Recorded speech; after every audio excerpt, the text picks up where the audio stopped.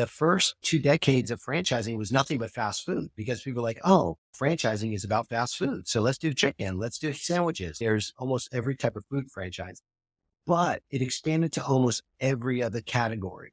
Now, what's beautiful about franchising in the modern term is that I have nearly 1,000 businesses in my portfolio across every category, from fitness to healthcare to senior care, pet care, children's enrichment, education, home improvement, property like improvement, like roofing, painting, custom closets, everything you can think of.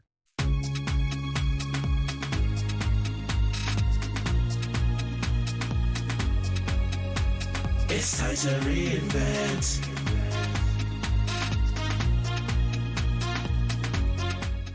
Welcome to Lessons of Entrepreneurship, the journey of reinvention. I have an exciting guest for you today, Irving Chung, founder and CEO of FranGuidance. Irving, I know that this topic, all entrepreneurs want to know about this, about franchises. Please introduce yourself and tell us about your mission. Absolutely. I started in this 7 years ago. And what led me there was just frustration with my corporate career. Like most people, went to college, got a job, climbed the ladder. And in fact, I loved my corporate career. I was in corporate marketing. I produced big commercials with celebrities and had multi-million-dollar productions, traveled the world. But like I say to most people, corporate's great until it's not. I just got burned out, tired of the long hours, tired of measly raises. After about 25 years, I thought I'd be farther ahead, both financially, career-wise. It really wasn't delivering that dream that we all have about being in a corporate company. I was tired. I was burned out. I wasn't making it financially. And I'm like, there has to be a better way. And so I've always wanted to own a business. And I said, if I owned a business and put 50 hours of work into my own business, I'd probably be a lot more wealthy. But I didn't know what business to start. So I investigated franchising. A friend of mine told me about franchising. It's like, hey, if you want to own your own business, you should consider a franchise. And I'm like, oh, okay. I started exploring franchising. What I discovered was amazing. Franchising is an ideal business model for anyone who wants to own their business, but has absolutely no experience whatsoever in business ownership. And even more, you can get into any business you want without having any experience in that particular vertical. For example, I ended up choosing and buying 7 years ago an indoor cycling studio. And I chose indoor cycling because I have a passion for fitness, helping other people make positive change. I love cycling. It's my favorite sport. It's also because it's a recurring revenue stream. It's membership based. That means that once I built up my membership, it becomes a recurring monthly revenue, very predictable. And it's also designed to be what's called semi-absentee, which means that it's primarily a manager-run business. There's no part of running this business that literally involves me being there to operate it. I have instructors that teach the class. They're younger than me and more fit than I am. I have front desk staff. They're mostly high school, college kids. They make a lot less than I would make. There's really not a role for me. And I have a manager who pretty much runs the operation. Make sure the studio's clean, make sure employees show up, make sure that everything is operating. Those are the three reasons I chose it. And it's been phenomenal. 6 months after I launched my own marketing consulting business, which was really my end goal or my starting goal, I wanted to own a franchise to generate recurring revenue that was predictable. I had the freedom to do consulting work, which is less predictable, but something that's in my strength and skill set. And so I launched a marketing consulting business. Shortly after, I expanded it to include franchise consulting because a lot of people I was consulting with were entrepreneurs, small business owners, and people looking to grow and expand their business. It was a natural fit, marketing consulting, franchise consulting. So I view my mission as paying it forward, helping other people learn about franchising, which was brand new to me. It was life-changing for me. And I just enjoy educating people to help them understand what opportunities they can pursue to really change their professional career track towards business ownership. Typically, we think franchise and we think fast food. We're Yes. walking around looking at McDonald's and looking at KFC and thinking, That's wow, right. who's opening up the new KFC down the Yeah. street? There are all these assumptions. So Yes. since I have you here, Irving, and you can really speak to what is true, what is not true, what should a person know if Absolutely. they're thinking about this. Let's start with, how does a franchise work? It's funny that you mentioned McDonald's because 99% of people I talk to, first thing they think of when they hear the word franchise is McDonald's. And then, yeah, like you said, other fast food, Subways, 7-Eleven, Chick-fil-A. And so there are a couple of misperceptions. Let me start about how franchising operates and works. We can even use McDonald's as an example. They are the grandfather of franchising. They pretty much started franchising. And what it was, they came up with a fantastic business model, a way to make money. It was good hamburgers, not great hamburgers, but they were designed to be good hamburgers that were done very efficiently and generated lots of revenue with the multiple products that they offered: milkshakes, French fries, hamburgers. Generally, franchising is based on a successful business model that has proven itself. And then they put together the operational structure to allow someone to replicate what they've created with instruction and operating procedures in their market. So basically, it's a proven model that you would learn to operate and function. And in theory, if you operate it the way it's taught, you should replicate at the very least the revenue that was generated by the original model. Every franchise started with a successful first store. A lot of times someone will have launched a business and maybe even grew it to 5 or 10 stores and said, hey, if I share, using the McDonald's terminology, the secret sauce, and I share with you the secrets to how to launch and operate this business, what you're getting is a shortcut to success. Because in starting any business from scratch, what you're really doing is you're just taking a hypothesis of what you think will be a good business, and you execute it on that hypothesis, and you throw ideas against the wall until they stick. You're like, hey, let me charge for this. Let me try this. Let me service that. Let me try this. And hopefully over time, you start to see more things stick than less. And that leads to revenue generation. When you buy a franchise, you're going to learn years of experience and learning of what to do and what not to do to generate revenue quickly and efficient. Basically, you're getting a cheat sheet on how to make money. That's the bottom line, why franchises were created and the theory behind it's a proven model, which is fantastic. Everything you've said, people, even though they only think of McDonald's in this sense, they still have that sense that, wow, this is a proven thing. It Yes. works. It's packaged for you already to get Yes. success. Our audience, which is early entrepreneurs, a lot of times you are in that phase where you have an idea, you try it out, you're failing fast, you're failing fast, you're failing fast. Yeah, And that's right. but it's not for everyone. Yeah. And this is an alternative. Let me ask you this, because you chose a franchise that was sport related. And a lot of Yes. people have no idea that even such franchises exist. How do Yeah. you find different kinds of franchises to learn more about A that? real key role that I play, I'm a franchise consultant. That's what I do. And what does that mean? I educate people about the franchise model, generally speaking, like I just described a little bit, and I go much deeper. I talk about how long is the license term? How much does it cost? What kind of support do I get? What kind of training do I get? What's the growth curve? What's the launch phase? What are steps necessary to get even started, right? We go through all the basics. What do I do when I want to sell it? What if it doesn't do well? All these questions about franchising in general. I spend a lot of time with my clients educating them about franchising so that they have an understanding of it.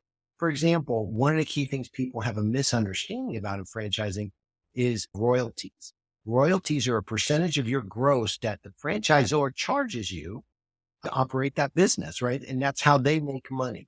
Now, most people are like, oh my gosh, you can never make money if they take all your profits with royalty. Royalties are only as low as 3 to maybe as high as 12%, but the average is about 5%.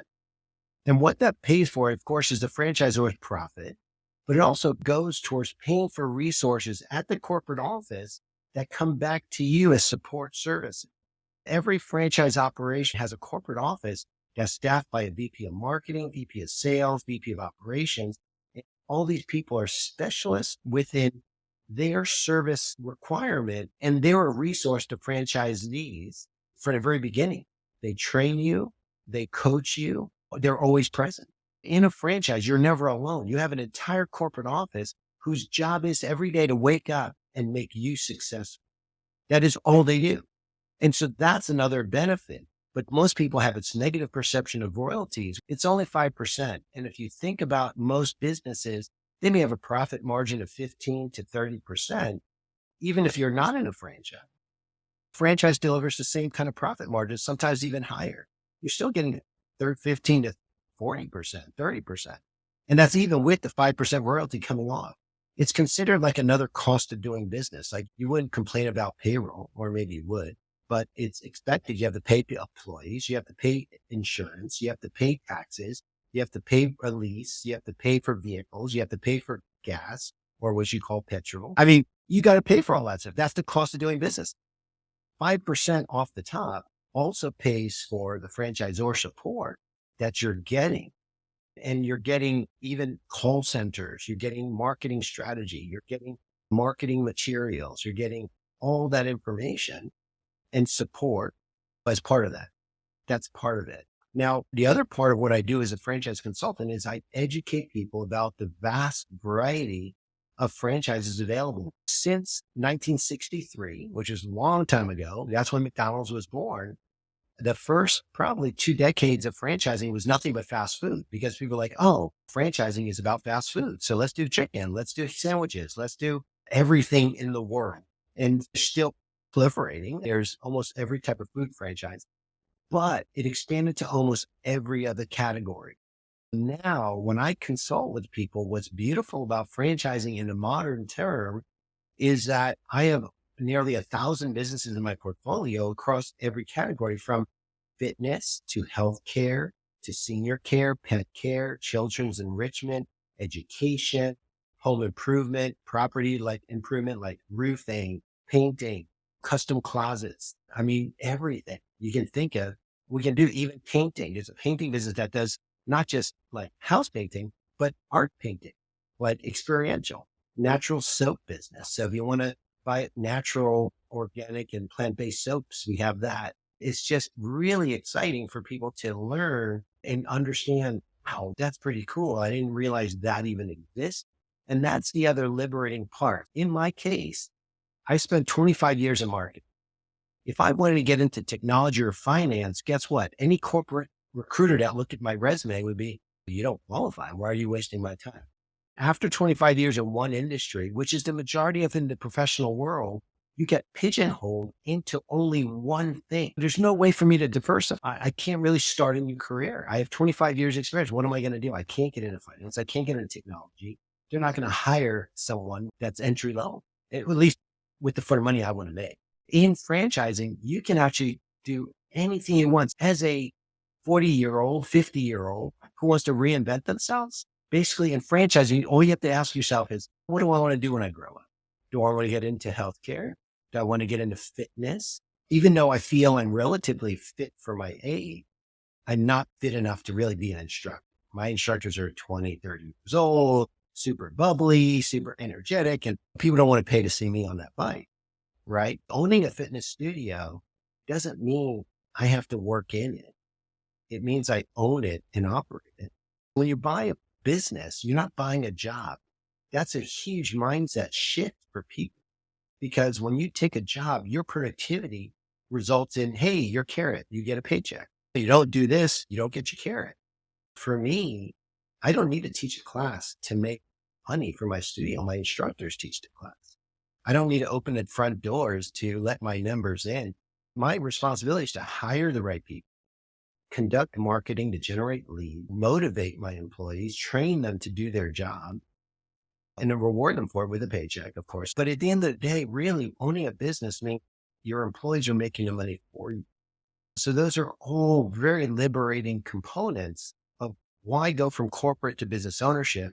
And how do I do that with no experience? Because the main training that I got when I bought my franchise was how to be an owner.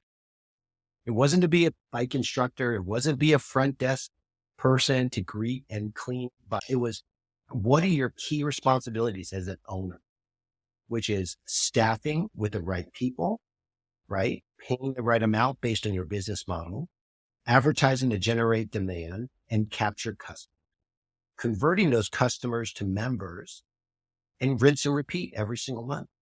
And that's what I do. It takes me 5 to 6 hours a week. and I make about $150,000 a year in profit. There's no way to make that kind of money in corporate for that few hours. They're like, oh, 5 hours. Hey, you make $50. I definitely see why this model really works. If you've reached a certain level in your career, for you to take yourself back to entry level in order to do something else and Right. try figure things out from the bottom, because things have changed and the way things are done are constantly changing. So to take That's yourself right. back to entry level and start trying to figure things out, especially now in this high tech world where you Mhm. find the young entrepreneur millionaires, 18-year-olds, 19-year-olds, people who are savvy about technology and how to use Yeah. technology. Wow, this is really interesting. Naturally, I see what is good about the franchise, but looking at the pros and the cons of owning a franchise, maybe you can speak to that so that as you're thinking through, is this the right option for you? What Yes. also should you think about in terms of the downside? There are a couple things. One is, I think the most important, again, part of my role is helping people think through the option and helping decipher what they're good at, what they enjoy to pick the right business. There's three characteristics that I always challenge people to think about in picking the right business. In addition to people saying, oh, I don't want to do McDonald's, right? That's 99% of people come in thinking fast food. The first thing I say when, do you know what business you want? I want a business that's going to make me millions of dollars. That's the first thing they say. I just want this to make me the most money. And I usually stop it right there. I'm like, that's not enough. I said, money is why we're all in it. You don't have to tell me that's a fact, is that I'm here to make money, right? Either replace my salary, exceed my salary. That is the number one fact. Economic. And economics are two things. One, is it a business you can afford to buy? And is it a business that can make you the money you want to make? Not every franchise can make the same amount of money. The model, they're all different. So it's a combination of both. Is it a business I can afford and can it make me money that I want to make? For example, a McDonald's, I think, is selling for $4.5 million to buy a McDonald's. You pretty much got to be a millionaire already to buy one. Really, it's about the rich perpetuating their wealth. But I have businesses that are as cheap as 75,000. There's a full range. There's a broad range of investment. Key is finding out what can you afford, because running out of money is the fastest way to go out of business. Okay. Number one is economics. Number two is conviction. You got to believe in what you do, period. For example, I'm not a smoker, so no offense to anyone who loves smoking, but my father was a chain smoker. I saw him get sick from it. I just learned I never liked it. Now, if someone told me I can make $1 million a month selling cigarettes and vape, I couldn't do it. I couldn't do it with a straight face. I couldn't do it without guilt. I couldn't do it without compromising my own integrity. Because someone would come in the store and say, hey, buy some menthols. Hey, try this cherry flavored vape. This is fantastic. Hey, buy some for your kids. Here, buy more. I couldn't do that. Okay. Now, can I help somebody walk in my fitness studio and say, hey, I got to lose 100 pounds. Otherwise, I'm going to die. I'm like, of course, let's go. And this is how indoor cycling can help you do that. I believe in it. I can talk about it from the heart and believe in it. I don't have to compromise myself. So conviction is number two. Number three is passion. At the end of the day, it's going to be hard work. So as much as franchising sounds great, it's a lot of work. I'm not going to lie to anybody and say, oh, it's free money. Trucks are going to come rolling up in your door with money and all you got to do is count it. Before those trucks show up at your front door with the money, you got to put in lots of work. And without passion, you're not going to have the perseverance to put up with the challenges to be successful, because you're going to give up before that. So if it's just the money and the money doesn't come, guess what? You're going to quit. Quitting isn't quitting on your boss, it's quitting on yourself, which leads me to the next fact. To be successful in a small business, it's not for everybody. It's for people who are self-motivated and driven. And what that means is, if you have a hard time waking up and getting to your job without a boss yelling at you and telling you you need to be here and you're late, and next time you're late, you're going to be fired. Those kind of people shouldn't own a business, because if you're not going to wake up to show up, guess what? You're just disappointing yourself. You need to show up every day. You need to show up early, on time, awake, and ready to go, ready to deal with anything. Okay. You have to have a mindset of abundance and optimism, because if you're a pessimist and you think the world's going to end the minute you run into a problem, you're going to shut down. You can't let barriers and challenges stop you, because in running your own business, there's problems every day. There was a blackout like a couple of weeks ago. All the power went out. The world's ending. You got to deal with those kind of.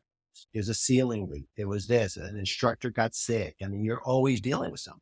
And you've got to find ways to overcome that, right? There's solutions, there's methodologies, but it's about you being available and being ready to deal with it. Okay. The franchisors that help build a team around you. And at the end of the day, it's your business and you've got to show up. Irving, talk me through how you started out as a franchisee, because I Yeah. think people will be thinking, am I looking for the location? Are they telling me? What am I doing? I was clueless. I have no idea about business ownership. I had never signed a commercial lease. When you franchise, they will handhold you and guide you through the entire process. They will do demographic analysis to determine is your market viable. They will help you hire a real estate broker to find the location that meets the requirements of that business. They'll assess it. They'll do architectural drawings to make sure that it's designed properly. They will help you hire a general contractor and evaluate bids to make sure you don't get robbed by someone who's overcharging or someone who's missed things on the estimate because I didn't know what to look for. So they will review all of that for me. Even they'll help me negotiate the lease. They'll say, hey, this is an acceptable amount to pay because it has to fit within the business model. And they're like, oh, that's way overpriced. This is the right amount. These are the concessions you should try to negotiate. They literally will help you through every single stage of the process. It is almost like paint by numbers. You might say, oh my gosh, I got to paint the Mona Lisa. Priscilla, here's some paint, here's a brush, paint the Mona. And you're like, what? I'm not an artist. But in a small business with a franchise, you can say, okay, it's like paint by numbers. In box 1, pink. In box 2, do green. Box 3, do blue. At the end of the day, you step back and you're like, man, I built a studio. This is amazing. But they help you every step of the way. That's not just in the beginning. That's all the way through to the end when you sell it. They'll even help you sell the business. That's the beauty of a franchise. They're there to coach you through every life phase, every challenge, every requirement. You spoke about a license. So when you buy a franchise, you're buying the right to own that business and you pay a franchise fee. Franchise fee or a one-time fee. And it is almost like a licensing fee is potentially how you can describe it, but it's called a franchise fee. And what it buys you is the right to own that business for 10 years. The average term is 10 years. Some are 7, some are 5, some are 20. The average is about 10 years. And during that 10 years, your obligation is to run and operate that business. You have the right to sell that business at any time in those 10 years. It's yours. Most franchises are exclusive to you. So your territory, your geography, like I'm in Dallas, Texas, my area that I run my studio, only I can own that area within that business model. They make sure that there's no competition from within your franchise. Okay. So, which means that also because there's scarcity, because there's exclusivity, once every part of Dallas is sold, the only way to buy it is to buy it from an owner. Scarcity improves value. If someone wants to buy the business that I own and they love it, guess what? They got to buy it from me because I'm the only one who can own it. That's the beauty of selling a business as well, is once you've grown it and you go to sell it because it's exclusive to me, they have to come to me to buy it. Usually selling a franchise is not that hard to do if it's doing well. All new information to me. Everybody knows Beyond McDonald's because of you, That's Irving, right. today. So Oh, good. Yay. thank you so much for that. Now, I know someone who may be listening, may be thinking about the other side of this, where they're saying, if I build a business, and in my mind, I thought this also could be a franchise. Yeah, which is fantastic, right? So the reason why a company may want to franchise is that they don't have the financial means and resources to grow. I'm in the United States across the entire country. And so, yeah, I can maybe start 3 or 4 of them and run them efficiently. And it can make me a good amount of money. But imagine if I got 5% of 500 other people operating their own business around the whole country. That's a lot more revenue. Now I can still run my 4 or 5, but adding on top of that, royalties from 500 other people who are now running the business, ideally successfully, which is why I create the operation to do that. What does it take to start and create your own franchise? In the US, it's a federally regulated industry. There's a legal document you need to create called the franchise disclosure document. It's almost like a business prospectus. It's about 200 pages long. It gets into the entire history, every fee, every cost of operations listed, historical earnings are listed. So any lawsuits have to be reported. all the number of franchisees and who they are need to be reported. Anyone who failed needs to be reported. Basically, that's also great to talk about because that is partly the disclosure process that's required by law, that they need to educate you about the history of this company. And to buy a business, you have to get that disclosure. You have to get that as part of the evaluation process. There's no such thing as a hidden fee in franchise because it all has to be documented. The only reason why it was hidden because you didn't bother to read about it, right? You get proven revenue because they have to report revenue. They have all the fees listed. What's it cost? What's it require? What are your responsibilities? They even have a list of failed franchisees. If you open up the FDD and it has more failures than successes, guess what? You should run the other way, right? It reduces the risk of buying a bad business or a business that may be too expensive for you or something that requires something you don't want to do. It's all disclosed. As a franchise or that's so the two terms are franchisee, that's someone who buys a franchise and operates it, right? That's a franchisee. A franchisor is the parent company that facilitates and helps franchisees to operate. The responsibility for a franchisor is they publish this document and they have to revise it every year. They have to update it with current information. That's required by law in the US. Then they need to create an infrastructure. If you think about what I described, the benefits are what you need to deliver on, which means you need a staff of experts who are going to train and assist people who have no clue about franchise ownership, business ownership in that category. And your job is to have that team make them experts. You need to create that. That's what I'm paying for. And it costs money, right? It takes time and investment to create a staff. Now, if you've owned a business and have maybe 3 of them before you go to franchise, of course, you're going to have very smart employees who've been with you. Most likely those people become executives within your franchise. And you have someone who's been operating for a long time. You have a CFO, you may have some marketing people. Well, you repurpose those people to become broader resources. Also in terms of operating systems, billing systems, booking systems, scheduling systems, all that is what you're buying. Okay. Because they tend to be small business advantages. For example, if I'm competing against a mom and pop cleaner, and that's a lady with a mop and a broom, right? Or a plumber who has a wrench in a truck.